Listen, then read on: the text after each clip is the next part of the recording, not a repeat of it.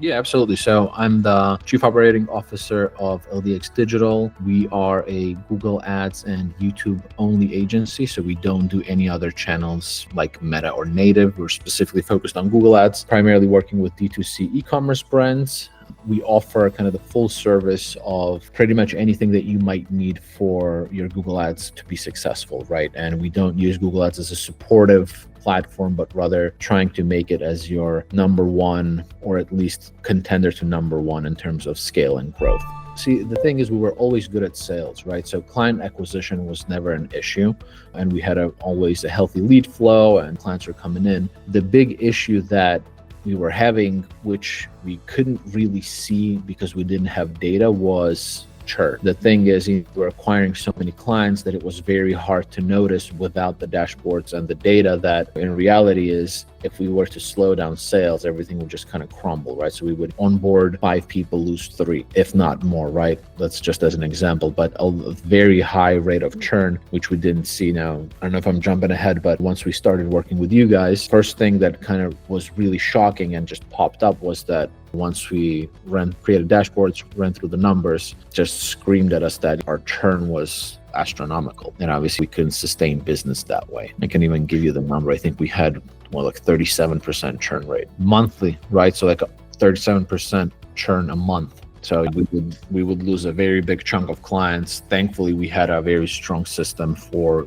acquisition and sales. So those two would kind of balance each other out. But that kind of forced us to stay at a certain level, and we couldn't really grow necessarily in our top line. The effect on the team that it has is really negative, right? Because the thing is, especially with Google Ads, right? Like when you onboard an account, it's not like Meta. You don't get your results day one and you can just kind of go from there. Google is more about building the foundation and scaling gradually and getting up to those numbers, but then you have the stability. So that for our media team, when you get an account, you get excited, you want to make it work, and all of a sudden at the end of the month they leave. It's a very big downer in terms of then you're blaming yourself. You're thinking, oh, I did something wrong. I didn't deliver on time or whatever, right? And then they don't get to experience actually growing the account. So really breaks down the morale of the team. And especially like our team is really good in terms of what they do in the media buying. So it's even more, I would say, sensitive, right? For people who are good at what they're doing to keep facing this challenge of losing clients. It's very, very hard on you as a professional, I think. Yeah, we tried different courses and the thing is, the big issue where it was coming from, we didn't necessarily know what we were trying to fix. So we were trying to fix blindly, and we had speculations and maybe it's this, maybe it's that, and we tried kind of everything, and obviously the core issue still remained untouched. So we would do everything that we can and pull kind of rabbits out of the hat, but nothing worked. Just if you don't see the root cause and the issue, you can't really fix the problem. Well, obviously, you guys did the audit with us and we saw some videos. I think Adrian saw a few videos as well of Nick just talking about kind of agency setting and how things are, which really resonated with us. It was everybody kind of online. You can tell that they're just trying to sell you some blueprint that's most likely not going to work. I'm sure it will work for some, but most likely not, right? What really struck us as a kind of decision-making point was, I don't know, whatever Nick was saying was very authentic and it really resonated. It was pretty much everything that he said was like, oh yeah, we do experience this. Oh yeah, we see this. Yeah, we can't go past a certain top line revenue. Oh yeah, this is true. This is true. So that created a form of curiosity at the very least, and just intrigue of like, okay, this guy is literally saying what we're saying internally, even though we've never met. Let's try to talk to him. And then when you guys did the audit, everything just lined up and made perfect sense. I think pretty much right there on the call, Nick pointed out, it's like, yeah, like if you just cut your churn, you're going to double your top line. And thinking about it, like, it makes sense. We never thought about this and didn't really have a way to look at it either. So I think, at least what Nick is telling me, right, he likes to kind of do a more curated approach to each client, right? There's no like rinse and repeat structure. So we started off with dashboards. First thing was churn dashboard, and churn dashboard was a huge eye opener just for us as an entire business, right? Because then this whole time we're thinking that, oh, we're actually doing really well. But then you look at the numbers and you're like, well, yeah, no, you're not. It's just you're being saved by your sales machine. You're just bringing in so many leads that it covers everything up. And reality is we're just hemorrhaging clients. That was huge eye opener, as I said, and obviously kind of making sure to fix that as soon as possible became a top priority. And then to fix that, obviously a lot of things have had to be done in terms of just training the team and preparing the team in terms of just small changes and how to accept change and all of that good stuff, right, with change management and whatnot. The thing is, which is kind of interesting, right, is you start to see the numbers change, but you don't necessarily feel the results quite yet, which I think was kind of an interesting thing. But you got to kind of keep pushing through because you're looking at the data. Data is telling you one story, but you're not necessarily feeling it yet. But then after a few months, it really starts to catch up, and that was what happened with us as well, right? We started, as we started working and putting things in place, we started to see that the churn was going down, the data started to look better, but it didn't really feel like there was progress being made. And a few months later, it just kind of hit us, and it was kind of win after win after win after win. So that was kind of the beginning of it all. Obviously, I mean, all the dashboards are extremely useful. The thing is, we had a lot of little missing pieces that we didn't pay too much attention to or didn't do properly. Like, for example, capacity, right? Measuring true capacity of the team. Because until sort of we started working with you guys, we just had a spreadsheet, and it was more of a guesstimate versus anything else. So what we did obviously was install the time tracking software. And the thing in the past, we always had issues with just introducing even that concept, but change management and all of those trainings really helped present it in a good way to the team. So everybody was really open to it, actually really glad that we did it. And turns out a lot of people are, when they install time tracking, they expect that, oh, my team is going to be underworking. Our case was opposite. Everybody was overworked, working 11 hours and more. So we realized that, okay, these guys have too many accounts on them. That's why a lot of the accounts don't get enough attention and things get missed, and just because people just get burnt out. So managed that, organized the capacity, made sure everybody's working certain hours, kind of the optimal hours. Obviously having the churn boards and all the dashboards, kind of everything ties into each other and plays in so well together that it just makes sense. And I mean, this alone already started really putting a huge impact on everything. The churn started going down, the team morale started going up. Everybody became more happy because obviously they kept accounts for longer. They actually invested more time and energy and effort and got more familiar with the accounts, and it really helped. And clients got happier as well, which is obviously the main contributor to why the churn started to going down, because clients are happy now. They're getting all the attention that they need.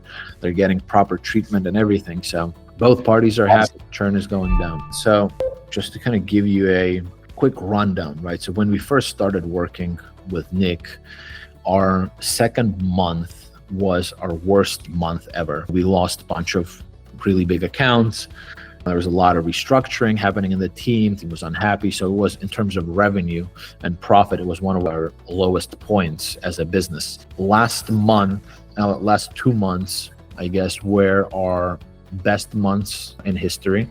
And we almost tripled our top line revenue compared to the worst month. Churn is at all-time low. We had 3 months at 0% churn, and as I hear, that's pretty rare. So that's one thing. But ever since, we've kind of kept our churn rate from 30+% went down to 8% to 6% to 4%. Absolutely huge impact, because think about it, right? When it's all hands on deck and kind of things are going haywire, we have to step in and we have to put all of our more top line projects aside, right? Everything kind of goes on pause. We have to go back into the client calls, into the account management, and to just day-to-day things that we shouldn't be involved in that much, if at all, right? So until then, it was pretty much me and Adrian involved in everything, all areas, whether it's client comms, client calls, media buying, creatives, everywhere, right? Everywhere we could help, we were trying to help and kind of just put out fires. Since then, now we actually have time to focus on things that matter and help the business grow, right? Adrian can go out and do his sales and just bring in as much clients as possible and focus on all of that good stuff. I can actually focus on things that are not necessarily sitting on a client call or having to intervene in the media buying process, and actually build and improve the business as a whole. So huge impact, right? Like you would think, oh yeah, we'll get the churn down, it'll be great, we'll increase your revenue. Yeah, absolutely. But then you don't realize that other benefits that come with it, which is the time saving and just making sure that you have time to focus on actual projects that help make the business grow as a whole. I would say first things first, just get an audit. It never hurts, and you'll kind of see the numbers speak for itself. The thing is, after trying so many different like courses and master classes, masterminds, and whatever, you name it, I think we've tried most of the things in the industry. We were very skeptical in the beginning, but then, as I said, right, a lot of the things resonated and just sparked a curiosity. And then when we did the audit, it was a no-brainer, because it was just everything was in the numbers and in the data, and you can't necessarily go against the numbers. Just a word of advice as well. You'll see the numbers move first before you see or you feel the actual sort of fruit of the progress, and got to stick with it. Keep kind of following the numbers, making sure you're doing what you're supposed to be doing, and then once it catches up with you, it catches up and stays. But that was, at least I think, one of the biggest challenges, right? Because then you're used to the old way of just judging everything by your gut, and then all of a sudden you're forced to just go by the numbers, and you're still tending to, there's this constant battle internally of tug of war, almost like do I trust my gut or do I just trust the numbers? And obviously the answer is always the numbers can't lie, your gut can. I would say pretty much any agency that deals with clients, so it has sort of direct contact with clients. Could be any marketing agencies, could be creative agencies. I think this could work well with as well. Anybody that's working on either retainer basis or project basis or both, those kind of models, this would work well with. And I don't know, I think specifically, at least for us, big sort of wins that we saw was just on one of the things that Nick said that really kind of stuck with me and resonated with me is that although you might think that this is a media buying industry or business, right? It isn't. This is client management business, right? Like you have to make sure your clients are happy and do everything for your clients to be happy, and that's how you grow, and that's how you sustain long relationships and kind of grow as a business. So if you're dealing with clients, if you have any type of creative work you do, any type of marketing stuff that you do, and you have clients, 100% go for it, especially if you're struggling with breaking that barrier past a certain amount of income, right? Because I think that's where the main value add comes in.